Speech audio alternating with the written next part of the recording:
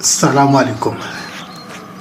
قال لك اسيدي هذا واحد خينا تلاقى مع صاحبه، ويقول لي صاحبه مالكش مقلق مالكش عندك، وقال لي غير سكت راه ما شتيش البارح دخلت للدار ولقيت المراه تتخوني مع واحد خينا. قال لي واش درتي الزغبي؟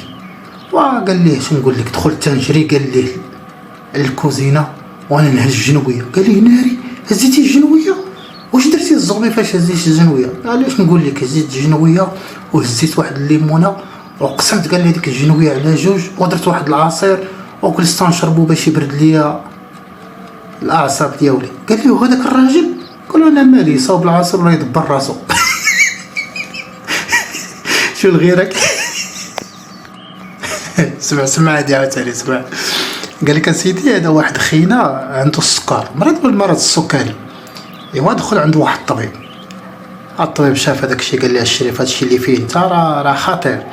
قال لي الخزان طالع هاد الامور عندك. قال لي انت راه ما قال لي دكتور شنو؟ قال لي الريجيم اخويا، الريجيم والدواء وشو. قال لي غادي نعطيك 15 اليوم غتمشى قال لي فيها مزيان. قال لي 15 اليوم يا دكتور؟ قال لي 15 اليوم ولدي تمشى باش تحرق قال لي السكر. ويقول لي اعطيني التليفون ديالك. عطاه الدكتور التليفون.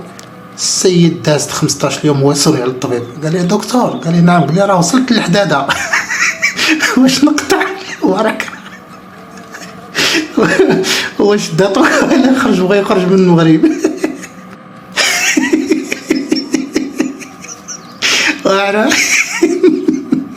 وغيقطع هو كاع. المهم الخوت الله يرحم الوالدين، شكرا بعدا على هاد الاخلاص ديالكم، ما عندي ما نقول. وما تنساوش خوكم منير ديما اشتراك وديما لايكات بارطاجيو هاد النكتات باش يوصلوا للناس بزاف. شكرا بارك الله فيكم، الله يجعلنا ديما ضاحكين. الله يحفظكم اخويا، الله يعطيكم.